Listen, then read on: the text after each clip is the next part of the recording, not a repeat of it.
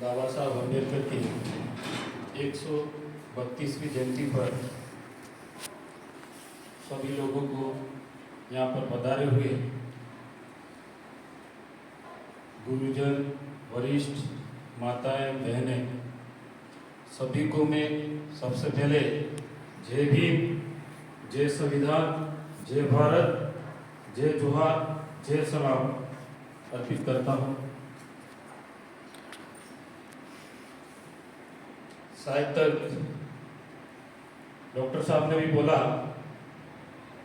पहले कि आज हम सब व्यक्ति जिस जगह पर बैठे हैं वह बैठने का और बोलने का अधिकार बाबा साहब अम्बेडकर का है।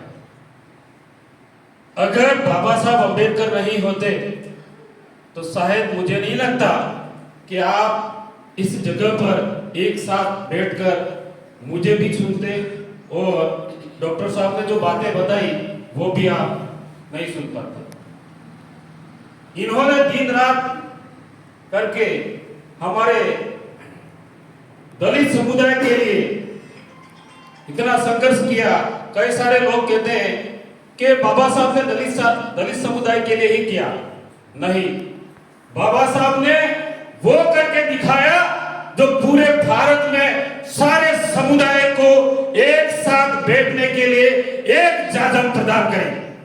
लेकिन कोई भी व्यक्ति बाबा साहब की जब जयंती आती है तो कोई आगे नहीं आता। क्यों? बाबा साहब ने दलितों के लिए ही अधिकारों के लिए बात करी थी क्या? क्या बाबा साहब ने भारत का संविधान लिखने में सिर्फ दलितों को ही अपनी बात रखी थी? नहीं, बहुत गलत है। अगर बाबा साहब नहीं होते तो शायद तक भारत का संविधान भी तैयार नहीं बनता। ये एक ऐसे महान पुरुष है, मैं तो कहूंगा महान पुरुष नहीं, भारत में एक दलित समुदाय में जन्म देने वाले सर्वश्रेष्ठ भगवान से भी बढ़कर थे।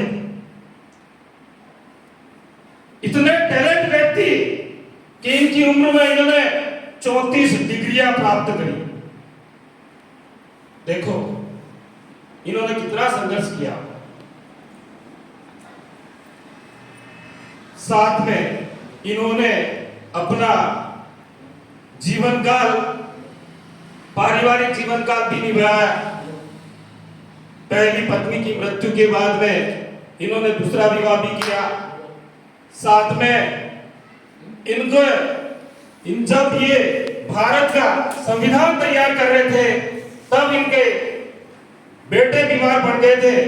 तो कई लोगों ने कहा था कि बाबा साहब आपका बेटा बीमार है और आप संविधान लिखने के लिए बैठे हुए हो, आपका बेटा ही मर जाएगा तो क्या करोगे? आप ले जाइए हॉस्पिटल और अपने बेटे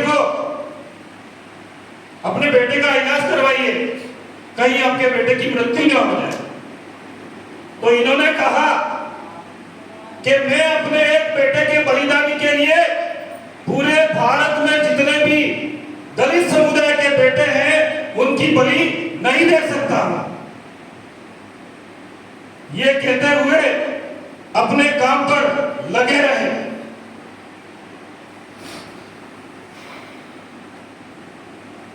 ज्यादा तो क्या कहूं, थोड़ा बहुत मुझे भी जो जानकारी है जो आपके सामने प्रस्तुत करूंगा कि हमें जो मौलिक अधिकार दिए हैं, जिसमें मौलिक अधिकार संविधान के भाग 3 के तहत समानता का अधिकार, जिसमें आर्टिकल 12 से लगाकर 18 तक में समानता का अधिकार के बारे में बताया गया है। 12 और 13 राज्य की व्याख्या करता है और 14 में इन्होंने इतनी अच्छी बात लिखी कि कानून के समक्ष कोई भी व्यक्ति हो, भले महिला हो भले पुरुष हो, देश का राष्ट्रपति हो या देश का प्रधानमंत्री हो,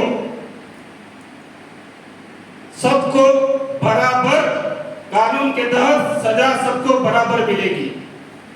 इन्होंने इस प्रकार से एक कानून का दायरा बनाया।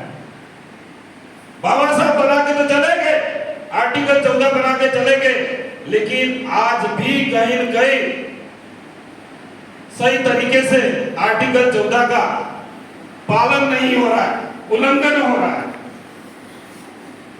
जो व्यक्ति ऊंची पहुंच पर है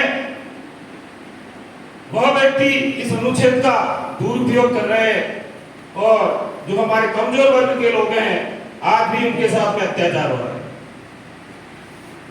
आर्टिकल 15 इन्होंने लिखा और उसमें बताया गया आप किसी भी वर्ण में जन्म लो, लिंग किसी भी जाति में जन्म लो, आपके साथ में कोई भेदभाव नहीं कर सकता है, लिख दिया संविधान में।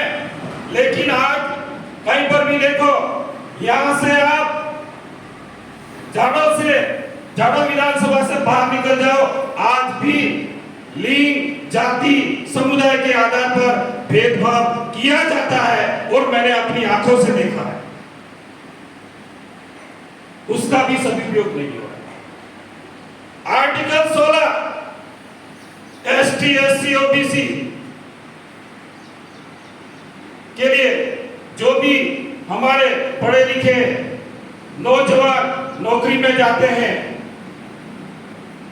ये तो ठीक है, इस क्षेत्र में आपके साथ में कोई भेदभाव नहीं करता है, लेकिन बहुत जगह पर देखा गया है कि तू फलाना, तू ढेंका, तू इस जात का, वो जात का, आज भी वो प्रक्रिया चालू है। उस अनुच्छेद का भी दुरुपयोग हो रहा है। आर्टिकल 17 अस्पृश्यता, इन्होंने कहा कि किसी भी व्यक्ति के साथ में छुआछूत की बात नहीं करेगा, लेकिन हो रही है। मूछें रखने पर व्यक्तियों को मारा जा रहा है, घोड़ी पर बैठने के बाद में घोड़ी पर बैठने वाले लोगों को मारा जा रहा है, उस अनुच्छेद का भी उल्लंघन हो रहा है और प्रशासन भी कभी भी सही तरीके से अपनी सही जिम्मेदारी नहीं निभा रहा है। आर्टिकल 18 कहते हैं जब भारत में रजवाड़ों और अंग्रेजों का शासन था, उस समय बड़े बड़े लोग थे, तो अंग्रेजों ने बड़े लोगों को बड़ी बड़ी उपाधि दी गई थी, सर की उपाधि, नाइटहुड की उपाधि। बड़ी उपाधि देने से उन लोगों को लगता था कि हम तो यहाँ पर सर्वश्रेष्ठ, और उनमें इतना ईगो बढ़ जाता था कि गरीब व्यक्तियों को मतलब हीन दृष्टि से देखा जाता था। तो बाबा साहब ने देखा क्यों ना आर्टिकल 18 लिखा जाए और उसमें ऐसी बात लिखी जाए जो किसी भी व्यक्ति के ऊपर ऐसा भेदभाव नहीं हो। तो इन्होंने उपाधियां खत्म करने के लिए आर्टिकल 18 लिखा और उसमें सिर्फ यह बताया गया जो समाज के लिए अच्छा काम करेगा, जो देश के लिए अच्छा काम करेगा, उसी के लिए ये उपाधि दी जाएगी। जिसमें समाज और देश के लिए अच्छा काम करता है उसके लिए भारत रत्न दिया जाता है,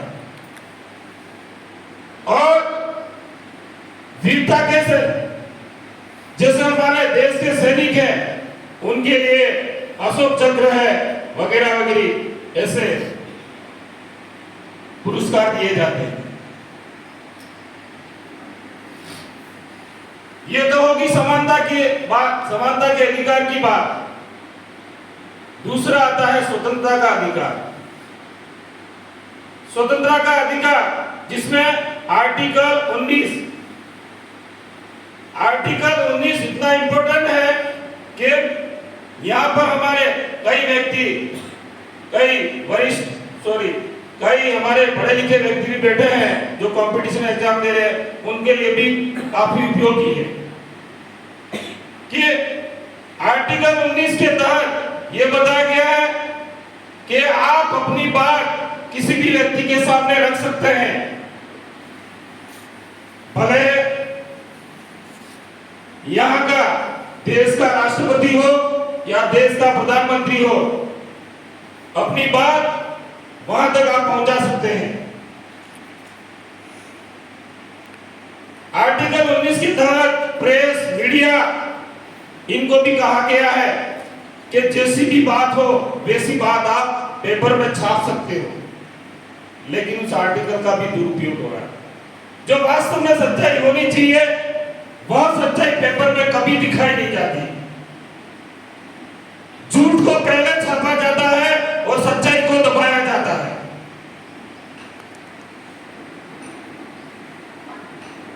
देखिए किस तरह से संविधान का उल्लंघन हो रहा है। 19 बी कहता है कि आप बिना अस्त्र शस्त्र के कहीं पर भी घूम सकते हो और जा सकते हो, लेकिन इस क्षेत्र का प्रशासन, मैंने देखा है इस क्षेत्र में बदमाश कई ऐसे लोग भी हैं, लेकिन समझदार भी हैं। समझदार व्यक्तियों को भी कहीं रात की 8 बजे या 9 बजे घूम रहा है तो उसको अरेस्ट करके लेके जा रहे हैं। पुलिस वालों को यह पता नहीं है कि आर्टिकल 19 बी के तहत कोई भी व्यक्ति बिना हथियार के अपने गांव में घूम सकता है, अगर वो दोषी नहीं है तो। आर्टिकल 19 सी कहता है कि आप संगठन बना सकते हो और अपनी बातों को व्यक्ति के समुदाय के सामने पेश कर सकते हो। आर्टिकल 19 डी कहता है कि आवागमन या घूमने का अधिकार है आपको। कोई व्यक्ति ये नहीं कह सकता है कि तू राजस्थानी है, तू महाराष्ट्र में कैसे आ गया। लेकिन ऐसा होता है। कोरोना काल में बहुत सारी ऐसी घटना हुई थी कि मध्य प्रदेश के लोगों को खदेड़ा गया था, जो इधर भागते हुए गुजरात से खदेड़ा था तो मध्य प्रदेश में उनको भागना पड़ा था। 19 ही कहता है कि आप भारत के कौन से भी इलाके में रह सकते हो, निवास कर सकते हो, लेकिन आज हमारा समुदाय कहीं जाकर कहीं जमीन लेकर रहेगा तो उसको कहेंगे कि तू यहाँ का नहीं है, और इस तरह से उसको गाली गलौज करके उसको वहां से खदेड़ दिया जाएगा। उसका भी सही तरह से उपयोग नहीं हो रहा है। और आर्टिकल 19 जी कहता है कि आपके मन में आए जो आप कुछ भी व्यापार कर सकते हैं, धंधा कर सकते हैं, रोजगार कर सकते हैं। लेकिन मैंने इस क्षेत्र में देखा है कि लोग कहते हैं कि दर्जी का काम दर्जी ही करेगा, सोनी का काम सोनी ही करेगा और नाई का काम नाई ही करेगा। ऐसा नहीं है। बाबा साहब ने हमें अधिकार दिया है। आर्टिकल 19 जी कहता है कि आप किसी भी वर्ग से बिलोंग करते हो, लेकिन आप कुछ भी धंधा कर सकते हो, आपको कोई रोक नहीं सकता है। इतनी ताकत दे रखी है, लेकिन कहीं न कहीं इसके बारे में भी उल्लंघन हो रहा है। आर्टिकल 20 कहता है कि कोई व्यक्ति अगर अपराधी है तो उसको एक बार से दूसरी बार सजा नहीं दी जा सकती, लेकिन लोगों को पता नहीं और पुलिस प्रशासन एक की जगह दो बार की जगह 3 बार ले जाकर उसको सजा दे देती है। यह कमी किसकी है? यह कमी हमारी है।